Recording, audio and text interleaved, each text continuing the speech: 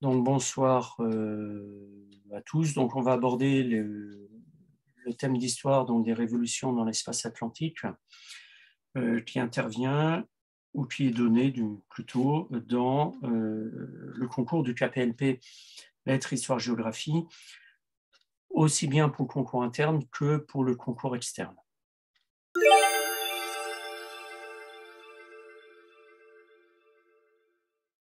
Une première image pour commencer, c'est une image que on connaît tous en tant qu'enseignant, parce qu'on est amené à enseigner la Révolution française, quel que soit le niveau des classes auxquelles on s'adresse, que ce soit au collège, au lycée général, au lycée professionnel ou technologique. C'est tout simplement une image une peinture, pour être plus précis, du serment du jeu de paume en juin 1789. Serment du jeu de paume qui marque un premier tournant de la Révolution française. Il y en aura d'autres, on en reparlera à l'occasion. Cette image, on peut la lire de plusieurs manières. On peut la lire comme étant un moment d'actualité, un événement qui marque justement un des tournants de la Révolution française. Il y en a d'autres. Un peu avant, un peu après, on a l'ouverture des États généraux au mois de mai 1789. Mais en général, les représentations ne sont pas très nombreuses.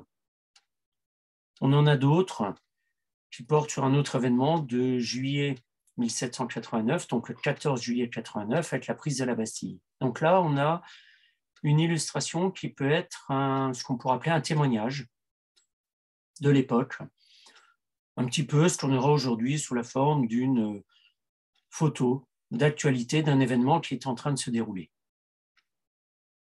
La seule différence, c'est qu'on n'a pas là une photographie, mais on a un tableau, c'est-à-dire une représentation iconographique qui est construite de toutes pièces. On le voit avec les bras des uns et des autres qui tendent donc vers ce personnage central qui est en train de prononcer ce serment dans la salle du jeu de paume, qui appelle,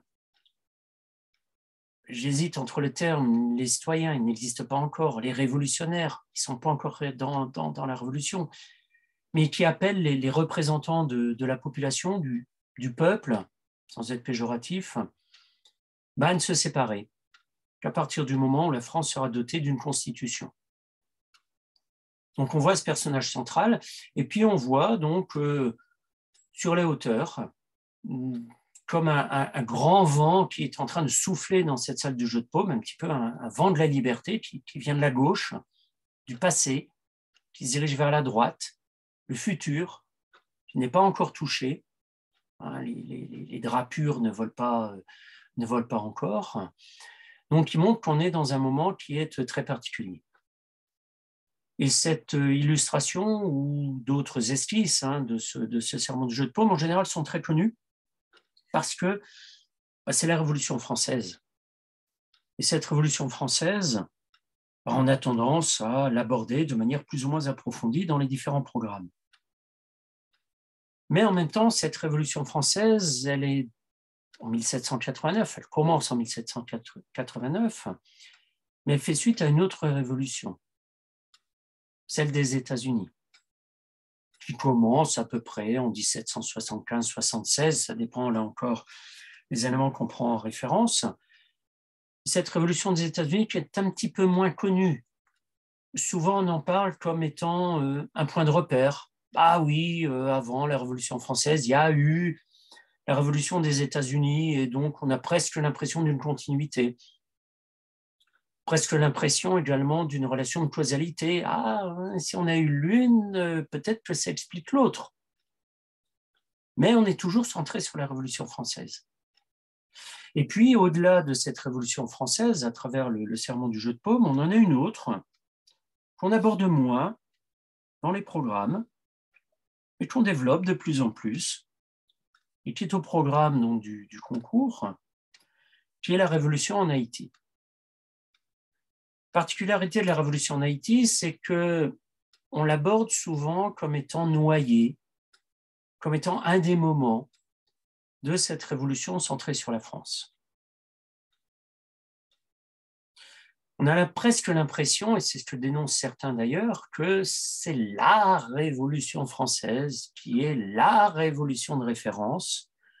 Il y a eu un petit coup d'essai avant avec la Révolution des États-Unis, et puis après une diffusion des idées issues des idées des Lumières et donc des philosophes, avec cette idée que les peuples peuvent se prendre en main. Mais on est toujours avec la Révolution d'Haïti dans cette approche un petit peu condescendante, que c'est la Révolution française, en fait, qui, j'ai presque envie de dire, là je suis un peu méchant, c'est volontaire, qui légitime la Révolution en Haïti, qui confirme la Révolution en Haïti, qui permet de comprendre la Révolution en Haïti.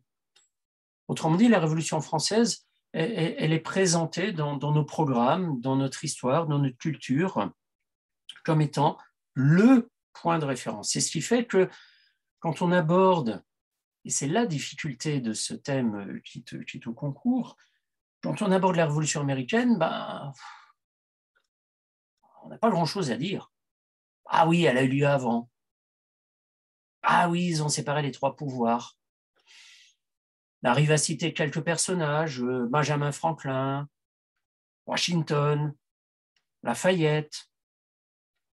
Et en même temps, au-delà de ça, oui, mais ils ont fait quoi?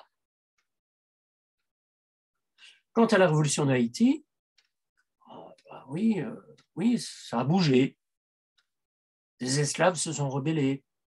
Oui, bon, en même temps, période révolutionnaire. Bon, est-ce que cette révolution est particulière?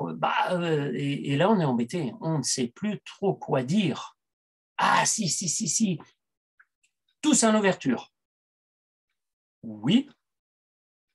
Et alors? Ah, tous à l'ouverture, quoi. L'esclave devenu général. OK. Donc, ça veut dire qu'au-delà de ces quelques généralités concernant les deux autres révolutions qui sont au programme, en dehors de la Révolution française, on a du mal à aller un petit peu plus loin.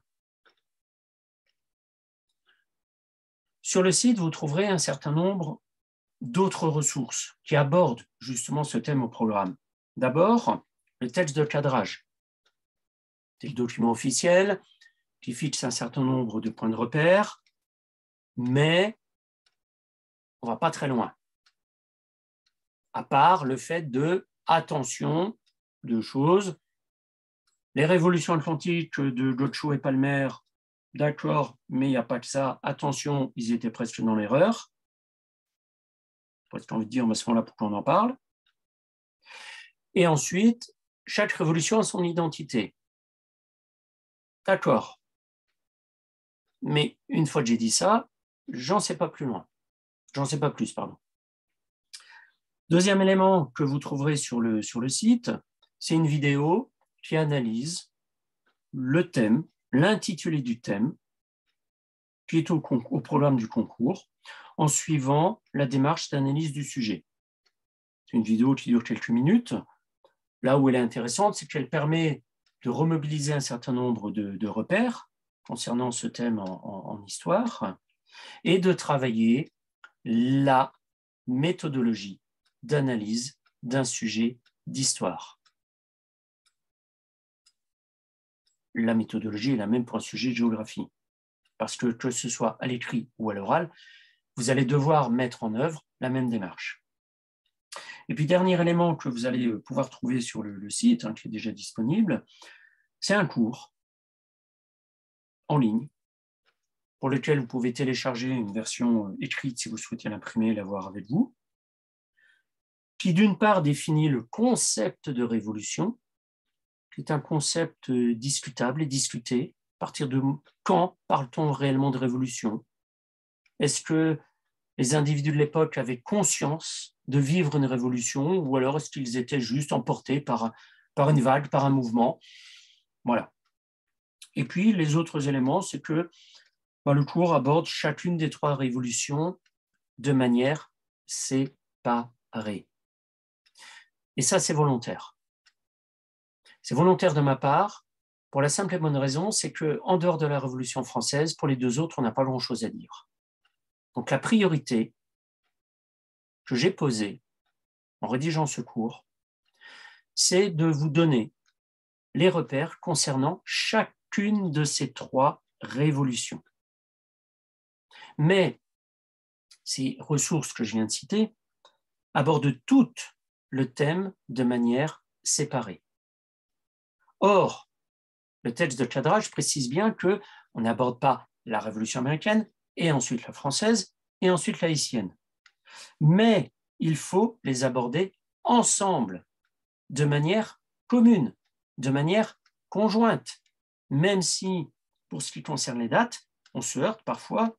Ah oui, les révolutions, on n'a pas tout à fait les mêmes dates. Elles ne se chevauchent pas, même s'il peut y avoir un tuilage d'une certaine manière, c'est-à-dire qu'une révolution, d'une certaine façon, peut en appeler ou peut faire suite à une autre.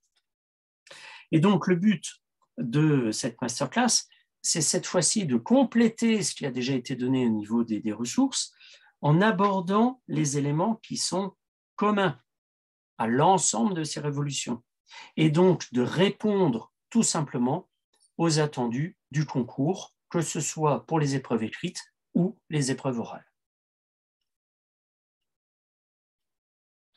Donc, on va aborder cette masterclass à travers plusieurs parties. Première partie, c'est déjà définir dans une approche, on va dire, historico-géographique, ce qu'on appelle l'espace atlantique, qui est un espace régional. Dans une deuxième partie, c'est de suivre une approche un petit peu plus chronologique, autrement dit, de savoir comment on passe finalement d'une révolution à une autre, sans forcément qu'il y ait des liens de causalité. Ah oui, la Révolution française parce qu'il y a la Révolution américaine. Non, ça, ce sont des éléments qui sont discutables. Troisième point que j'aborderai, ce sont les thèmes, ou quelques exemples de thèmes qui peuvent permettre justement d'aborder ce thème d'histoire de manière commune et conjointe au niveau des trois révolutions. Et puis, à la fin, je vous laisserai donc la possibilité de poser, pour ceux qui le souhaitent, un certain nombre de questions.